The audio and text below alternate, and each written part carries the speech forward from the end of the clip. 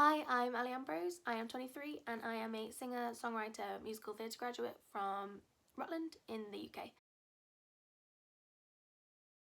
As someone who has grown up as social media has evolved, I probably have an account on most social media apps that I've used at probably one point or another, whether it's for a day or I'm still using them.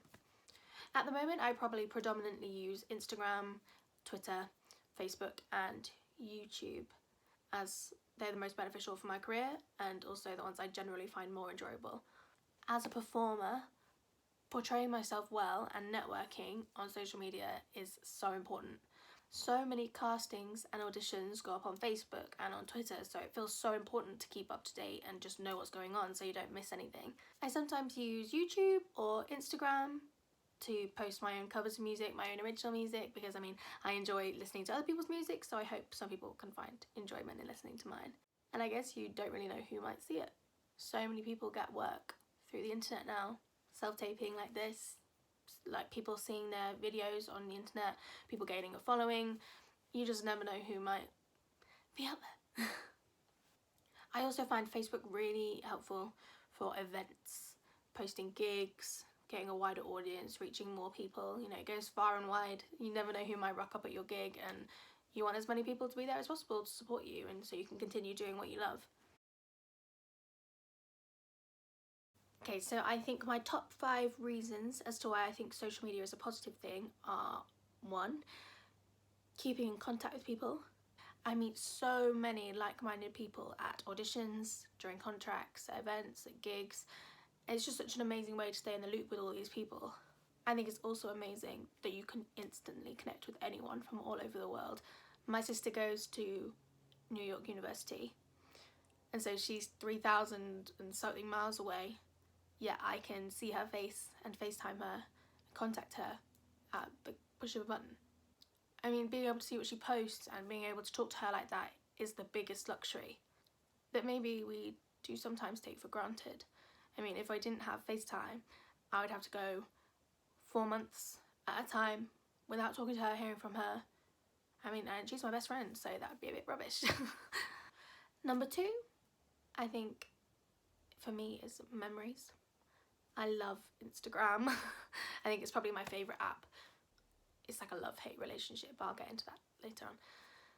I love posting photos and using it as almost like an online scrapbook. It's so good to be able to like literally have your phone in your hand and look back on everything you've done in the past however many years and see all the highlights. Who doesn't want that? I think photography is one of the most amazing things in life. I love getting out my family's old photo albums and flicking through all the pictures of them when they were getting married, when they were first seeing each other, when, I don't know, when their cousins were born, or you see all that, and now we have it instantly in our hand, on our phone, whenever we want it to look back on. Number 3, I think, is opportunities, like this one. If it weren't for Facebook, I wouldn't have seen this opportunity to come and audition for a series in New York. People are constantly advertising different jobs, different projects, different things that people can get involved in, and I think it broadens a lot of people's horizons. I've never done something like this, and the fact that I'm even having the opportunity to make this self-tape makes me so grateful for social media. Number 4, I think, is YouTube and platforms like that, or SoundCloud. As a musician, I love hearing new work. I love hearing people's writing, and I love being inspired by other people's writing. I'm a real sucker for YouTube. I'm a sucker for covers. I'm a sucker for makeup tutorials. Some people are coming out with little YouTube series that are literally like a television series. People have such a talent for making video content and for editing and writing music, putting out there. And the fact that people are making stable careers on the internet by being able to share their talents is pretty amazing. Number 5, I think, is business. As much as I love my job as a performer, it's not the most consistent career. I've done so many online jobs in between contracts when I'm on trains because it's just another source of income. I've been working as a representative for the body shop at home, which is very reliant on my ability to communicate with my clients through the internet and through email, networking, promoting sales online. And the fact that I have the ability to create my own hours, work whenever I want to, in between what I love doing, makes me even more able to do what I love. I've also seen this kind of work help so many people. I have a friend who suffers from chronic fatigue syndrome, and she's been working with an online business, and this then means that she can work and she can socialise, and even on her bad days she is still getting an income and being able to support her family. It's also been good for business in an unexpected way, actually, because I drew a cartoon version of my sister and all her roommates at uni for her to take back for her new flat, and she posted a picture of it on Instagram, and then I had loads of people asking for me to do the same. And even though that's not my main profession, it still gave me a small business, which I could evolve if I wanted to, but you know, another stream of income that strongly depends on social media. So I've come up with my top 3 reasons as to why I think social media can be a negative thing. And I've done 3 because I think they're a little bit more complex and detailed than the positives. My first reason for why I think social media can be a negative thing is mental health. As I said in my positives, I love using Instagram to post photos, but like I said, these pictures are a highlights reel of someone's life. And looking at someone's Instagram feed can make their life appear perfect, when in reality, no one's life is perfect all the time.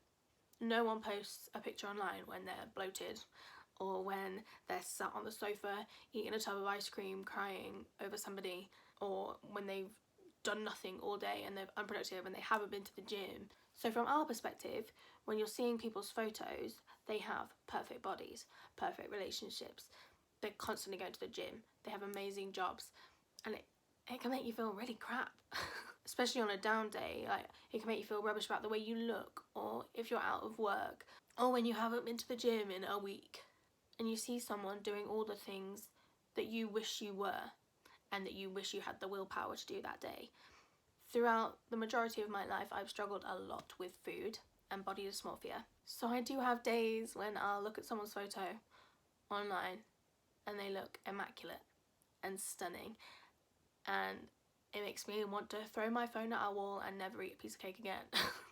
We are constantly comparing ourselves to other people and other people's photos, and especially in a time where we have editing apps like Facetune, which I think everyone is guilty of using at some point or another. I am completely. It can be really toxic and create these completely unrealistic expectations of ourselves. My second negative reason is being present, especially while in the company of other people. The amount of times I will be having dinner with someone or hanging out with someone and I have to repeat myself 3 times. It'll take them half a minute to respond, or they'll say like, yeah, but realistically they weren't listening at all because they've been distracted by something on their phone. I hate it when I catch myself doing it. My mum has always said to me, Ali, the person on the other end of the phone can wait. And she's so right. But it's so easy to get sucked in and ignore what's going on around you. I mean, what my mum said to me really stuck with me. It has stuck with me, it sticks with me now. I'm trying and make a conscious effort. I mean, the fact that it has to be conscious is a bit sad really, but I make a conscious effort to put my phone away when I'm with other people, because I want to enjoy their company. I'm their friend for a reason. I enjoy their company. People who are with you in the flesh are the people who deserve your instant attention. It's also sometimes worrying when you're with someone who you know in text is really social, really engaging, constantly has something to say, but then struggles to talk to you in real life because they're so used to being able to hide behind a screen. I believe it has its benefits for people being able to articulate themselves better, but we can't lose the ability to talk to another human being because we're so used to having a conversation with our phone. Also, being able to hide behind a screen brings us into a whole other negative side of social media. So I'm going to call this section 2B, and that's cyberbullying.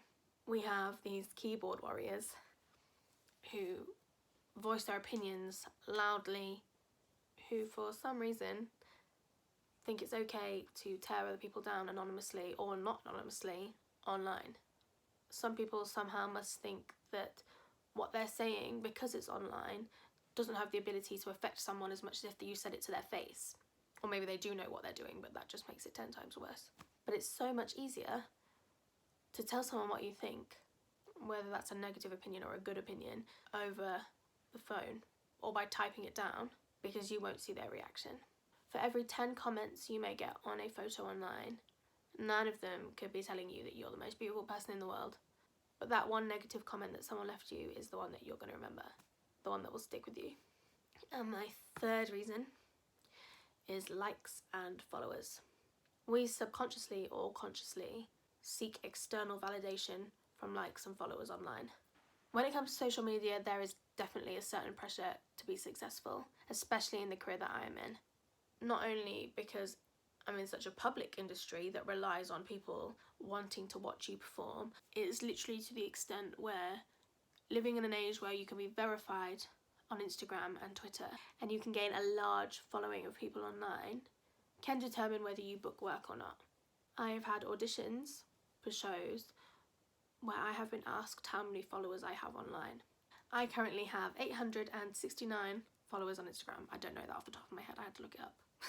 And you can bet if it came down to a situation where me and another person were head to head for a role, if they had 870 followers, they would book the job. Because social media is a source of advertising, I guess. And the more people you can reach to, the better. But then it no longer becomes just about talent. And it no longer just becomes about your ability to do the job.